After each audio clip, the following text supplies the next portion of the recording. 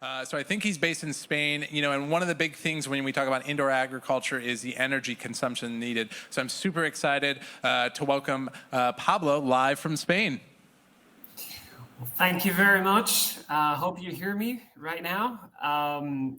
As you heard, what we do is to generate energy from nature itself, and we do this with biological batteries, which is pretty peculiar because what we do is basically to obtain energy from the organic decomposition of organic matter in any kind of agricultural field or natural terrain overall.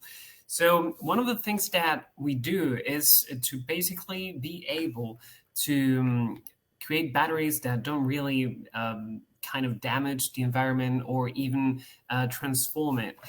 We actually adapt what we have to a living ecosystem in basically any kind of device that it's able to generate energy. Just bear in mind that our company was founded in 2015. We are a biotech company, as you may suppose. And so far, the majority of our trip has been research and development.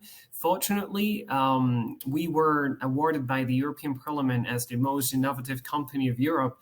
And even entities such as Google or Forbes, they gave us the award of the most disruptive company in the world. And actually, currently we have a sort of three different patents that are basically covering everything we do right now. And overall, this is what I'm here for. I'm here to speak about the biosensor, which is basically applying these technologies to the agricultural industry.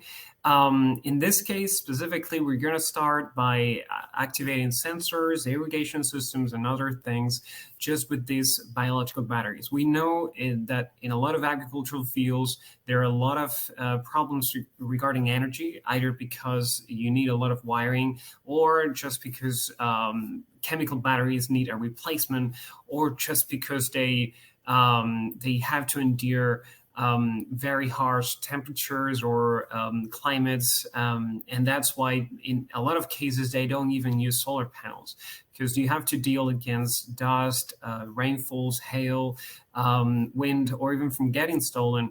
And the thing is that we basically developed a system that it's basically composed of a biological battery plus a sensor and communication system on top.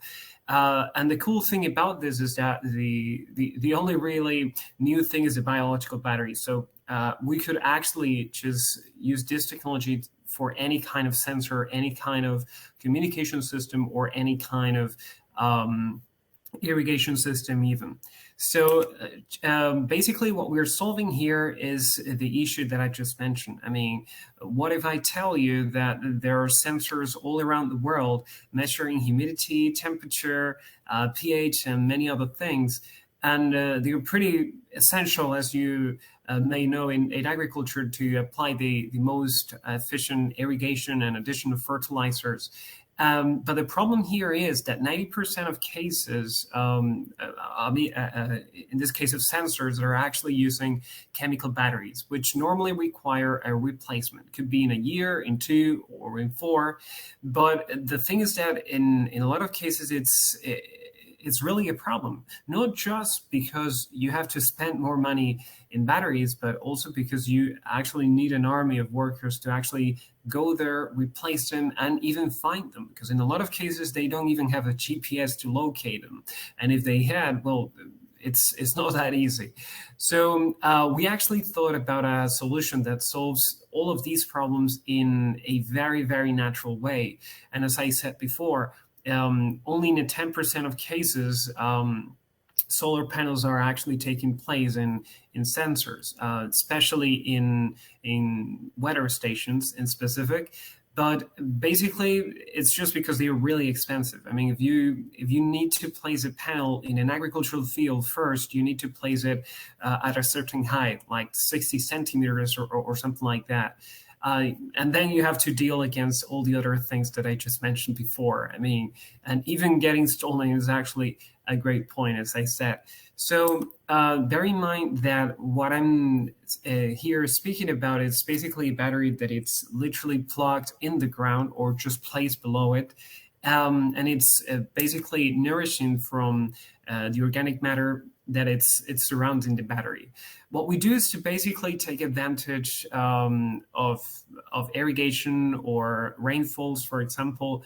What we do with that water is to drag the organic matter inside the battery. We break it down with microorganisms, and in that process, we set electrons free and also hydrogen ions, which is really interesting as well because hydrogen ions naturally combine with the oxygen from the outside because they are really unstable. And they produce water. So that's the byproduct of the whole reaction. We basically capture the electrons, creating a current, and on the other hand, we generate water. It's not a lot of water, but it's kind of the most ideal byproduct of the whole thing. And apart from that, what we've seen so far is that we're able to produce up to 3,000 times the energy that is actually required to make a reading and sending the signal kilometers away. So just for you to have an idea, this is the battery, at least just a part of the battery in a real field. And this is the whole thing, including the sensor and the communication system. For now, for example, we're working with Bioo Crop Science. This is actually a sensor in their own fields.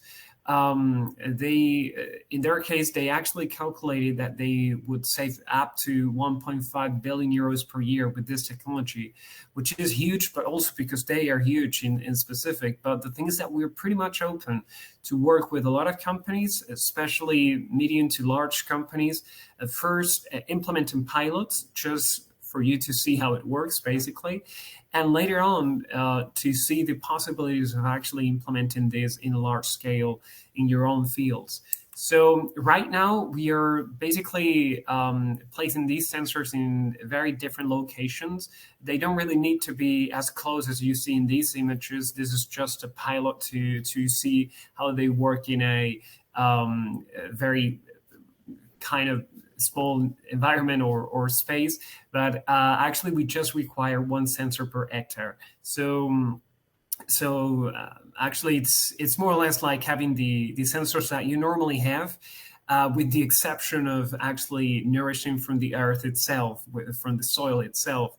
And also they are kind of alien-like because our idea was to actually transform the fields with another kind of concept. I mean, imagine planting these like alien-like seeds in a field, and them being actually able to generate energy to power the whole system with the soil itself that farmers are already taking care of, and being able to read the moisture levels and everything that is needed to actually apply the irrigation to the whole field. It's like a field that itself maintaining itself. So it's another kind of concept in terms of agriculture.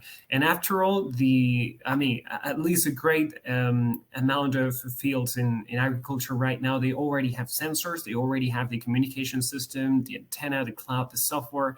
The only thing we actually do is to incorporate these biological batteries. And as I said, one of the things that we're doing is to even partner with sensor companies to actually already incorporate these batteries from scratch, from their factories.